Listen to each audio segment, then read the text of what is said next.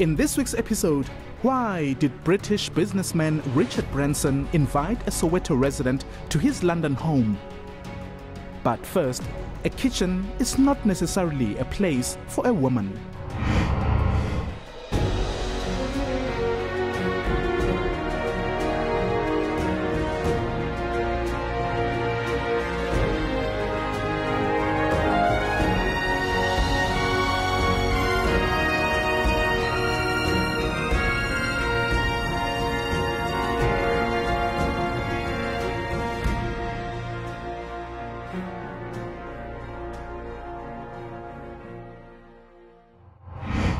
Hello and welcome.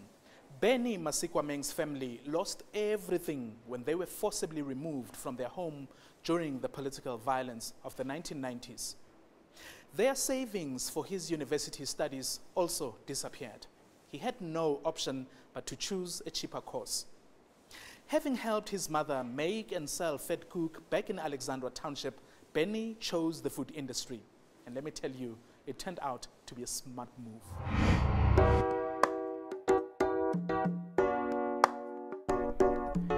He's a celebrity chef for hotel giant Tsogo and a judge for a highly rated TV show.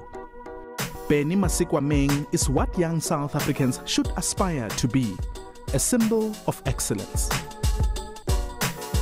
I got to go to England, I got to go to Turkey, I got to go to Jamaica and Dubai and Madagascar. Benny's dreams were born here, Alexandra Township, Johannesburg. You know, as a child, when I was still in primary school, life was good. I mean, you know, I didn't see anything wrong. You know, we had our own struggles, but it was fun. Growing up with his two siblings, Benny's parents sold vetkoek and fish to make ends meet. I had to go get flour, oil, and all of that, and ingredients for the food that my mom cooked for lunch. And my dad actually left his job 2 years after my mom started her business, you know, to work with her because, you know, it was getting too much. And when we off to school, then she struggles doing stuff on her own. Gradually, Benny fell in love with cooking. He used to make us fish and chips and salad for supper every Friday. He knew that everybody loves it. But Benny's presence in the kitchen left a bad taste in his father's mouth. He said to me, you know what, a kitchen is not a place for a man. So I don't want you following your mom and always, you know, cooking and trying to, you know, do what she does. You know, it's not a place for a man. So he wasn't really happy with it. But ironically, he was the one that left his job to help my mom, you know, with this. But I guess it's what he didn't really want me to get into. In the early 1990s, Benny finished his matric and his family prepared to send him to university to study engineering. But political violence had torn Alexandra Township apart. Clashing factions were forcing people out of their homes, and Benny's family found themselves at the center of the turmoil. They were removed from their house and lost everything they had worked hard for, including savings for Benny's university studies. At the time, I was full of anger and hate, you know, towards, you know, the people that forcefully removed us. Some of the people that I grew up with that got killed, you know, in that, and, you know, families were, you know, separated and their lives changed. Now struggling with accommodation, Benny's family was scattered all over Gauteng and lived with sympathetic people. They still tried to save a bit of money to send their son to university. 2 years later, however, the savings was still not enough. I decided to go visit a couple of my friends that were studying down in Durban, Natal Technikon. And when I got there, then I realized that, you know what, I'm never going to start this if I'm going to carry on wanting to do electrical engineering. Let me look at other things that are cheaper but something that I would be interested in. And then I came across the food and nutrition department, and I was like, okay, we've been working with food at home, so why not? But, as expected, his family did not support his career choice. We didn't want him to become a chef. We want him to be an engineering.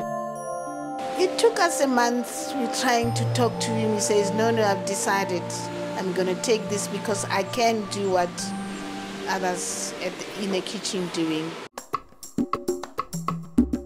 Benny insisted and had things his way. After just a year at Natal Tech, he started impressing the food industry. The executive chef of the Hilton Hotel at the time, he's a guy from Austria, Michel Gehrig, came through as a guest lecturer for the day, and he showed us how to make a vegetarian dish, and he was impressed with what I could do, and he straight away offered me in-service training position for 6 months. This training at Hilton shaped his style of cooking and opened many doors over the years. I had a position open for executive sous chef, so I needed someone who's gonna be my assistant. And well, I didn't know Benny before then. Well, he sent his CV like anybody else. So during the interview process, actually, he was the successful candidate. Come on, show me what you got now. Take a chance, it'll be alright. Today, Benny Masekwameng serves as a judge for MasterChef South Africa. Good morning. It's a big day in the MasterChef kitchen. He's a celebrity chef for Tsogosan and travels the world. He now looks after his retired mother in the absence of his late father. If he did take our advice and go and do that engineering, maybe he wouldn't do it well or come successful like this one that he chose it. I never dreamt of the success, you know, that I'm enjoying now. For me, it's like living my dream plus extra. Well done, Chef Benny. Well, as always, we appreciate your feedback. Against all odds at enca.com. You can also be in touch with us on Twitter and Facebook. Still to come, game changers with a simple recipe for success.